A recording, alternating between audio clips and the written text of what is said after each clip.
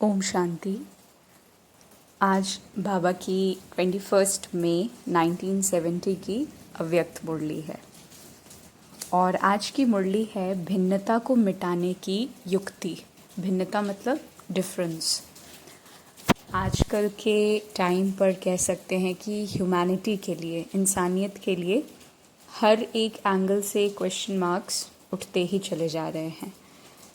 जैसे अगर हमारे सोसाइटी में, हमारे एरिया जहाँ पे भी हम अभी रह रहे हैं, वहाँ पर अगर जानवरों के बीच में भी अगर फाइट होती है, झगड़ा होता है, तो वो भी लगता है कि ये नहीं होना चाहिए।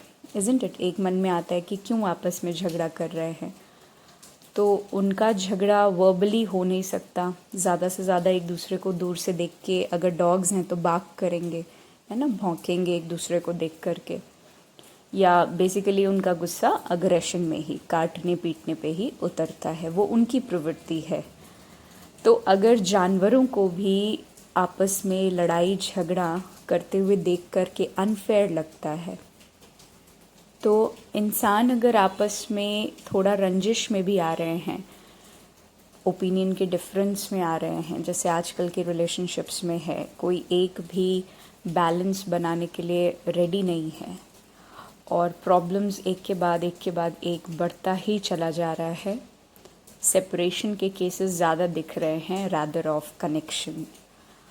और पहले पूरा एक गांव एक फैमिली होती थी, फिर न्यूक्लियर फैमिली, और उसके बाद अब तो हस्बैंड वाइफ ही साथ में रहें वही ठीक है ना। धीरे धीरे हमारा ग्राफ जो कनेक्शन वाला था, यूनिटी वाला था, वो गिरता चला आया। तो बाबा ने आज की मुरली उसी डिफरेंस के ऊपर चलाई है कि भिन्नता को मिटाने की युक्ति क्या होगी। भिन्नता आती कब है? भिन्नता खुद में एक रीज़न है आपस में रंजिश होने का, है ना, प्रॉब्लम्स होने का।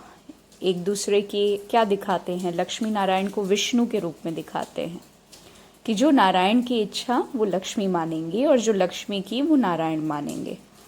तो क्योंकि वो सतयुग है, एक ऐसा एरा है कि किसी का ओपिनियन नेगेटिव हो ही नहीं सकता, तो उसमें कन्फर्मेशन तो है। लेकिन आज की डेट में ये पॉसिबिलिटी है कि नेगेटिव ओपिनियंस हों तो उसमें अग्री करना इट्स नॉट पॉसिबल। तो वैसे केस के लिए बाबा सहन शक्ति की बात कई बार करते हैं, असर्टिव होने की बात करते हैं। शक्ति और ज्वाला, जो बाबा कहते हैं ना, ज्वाला भी रहो और नर्म भी रहो। परसों कहा था कि कोमल भी और कमाल भी। सो आज की मुरली उसी मार्जिन के ऊपर है। बाबा ने कहा कि माइट और मार्जिन का आपस में गहरा कनेक्शन है ना। जैसे हम ऐसे मान सकते हैं, प्रोपोर्शन के टर्म्स में अगर देखें, कि जितना मार्जिन होगा उतना माइट, कह लीजिए अपने अंदर शक्ति, कम होगी। मार्जिन मतलब डिफरेंस। अब डिफरेंस किन चीज़ों में? कह सकते हैं कि जो हमारे ऑलरेडी एक्वायर्ड संस्कार हैं, जो हमने बाहर से अंदर लिया, एक्वायर किया, और एक जो हमारा वास्तविक संस्कार है, आत्मा का ओरिजिनल नेचर है, उन दोनों के बीच में अभी कितना मार्जिन रह रहा है, कितना डिफरेंस अभी तक है। मेरी नेचर, मेरा स्वभाव, कितना इन चीज़ों के पैरामीटर पर हम खुद को डिफेंड करते रहते हैं। एक मार्जिन हम बाबा और हम में, ऑफ कोर्स ये अल्टीमेट एम यही है। जैसे मान लीजिए एक पर्टिकुलर स्टेट से दूसरे स्टेट में ट्रैवल भी करना है, तो उसके लिए भी जो डिस्टेंस है उसको पूरा कवर करना पड़ेगा। कंप्लीट एक मीटर का डिस्टेंस कवर करना पड़ेगा, तब जा कर के हम डेस्टिनेशन पर पहुंचेंगे। तो यहाँ तो पूरा एक डिफरेंस है, संपूर्ण विकारी से संपूर्ण निर्विकारी। और उसके लिए बाबा कहते हैं या तो अंत तक नहीं होगा या तो सेकंड में हो जाएगा। शिव बाबा और एक डिफरेंस हम कह सकते हैं कि लौकिक और अलौकिक में अभी तक कितना भेद है हमारे हृदय में, कि ये लौकिक संबंध या अलौकिक संबंध, कितना इन चीज़ों में अभी भी उलझे हैं। वसुदेव कुटुंबकम वाली जो बात है कि the entire world is my family, वो अभी तक कितना इम्प्लीमेंट हुआ? वो तभी होगा जब इस शरीर को निहारना बंद करेंगे। बाबा ने कहा ना, कर्म इंद्रियों, कल कहा कि देह को भूलना मतलब कर्म इंद्रियों को भूलना। मुरली में मतलब बेसिकली आज की ही मुरली में बाबा रिपीट भी किया कि जैसे कर्म इंद्रियों को डिटैच होकर के देखना, है ना, कि फलाना बहुत सुंदर, अट्रैक्टिव है ना, या टंग का टेस्ट बहुत ज़्यादा डिमांड कर रहा है।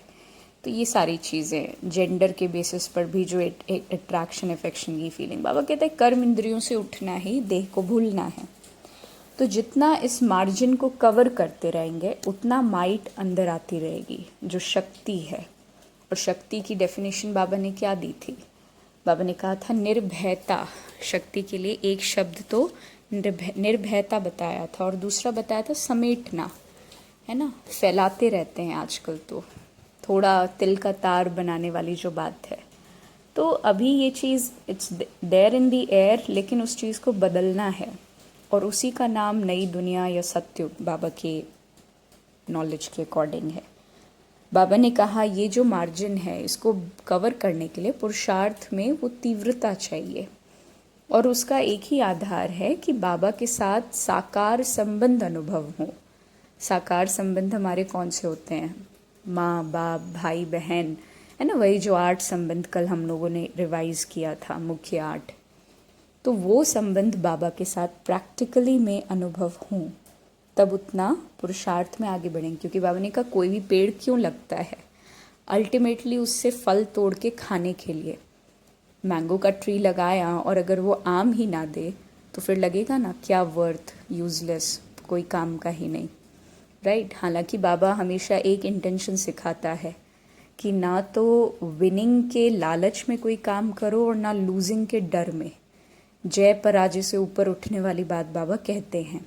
लेकिन जब भी हम कोई सैपलिंग लगा रहे हैं, कुछ भी कर रहे हैं, तो it has to be fruitful.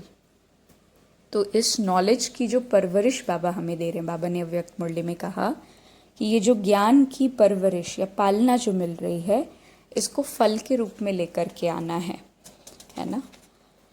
फिर बाबा ने कहा कि जैसे एकता अगर लानी है तो उसके लिए वर्तमान की जितनी भिन्नता है उसको हटाने के लिए 2 ही चीज़ें हैं। एक है एकानामी और है इकोनॉमी। एकानामी मतलब एक बाबा, बाबा की ढाल बनाकर चलो, बाबा सेड। और दूसरा है इकोनॉमी, संकल्प, समय और ज्ञान। ये 3 चीज़ों की economy, time, thought and knowledge. इस चीज़ को बढ़ाते रहना है, खजाने को इन्हांस करना है। क्योंकि मैं कहने से अगर एकानामी नहीं रखा और बार बार मैं किया तो माया मार देगी मैं करने से। और अंत में बाबा ने कहा कि सरल का मतलब होगा कि अगर हम सिंपल हैं, बहुत कहते हैं ना सिंपल लिविंग हाई थिंकिंग, तो अगर ये चीज़ इम्प्लीमेंटेड है तो इसका इम्पैक्ट ये होगा कि आप जिसको अपने जैसा बनाने चाहोगे वो वैसा बन जाएगा। और जितना हर बात में हम क्लियर होंगे, स्पष्ट होंगे, उतना ही सरल होंगे, उतने ही इजी गोइंग होंगे। So stay clear and stay simple. Om Shanti.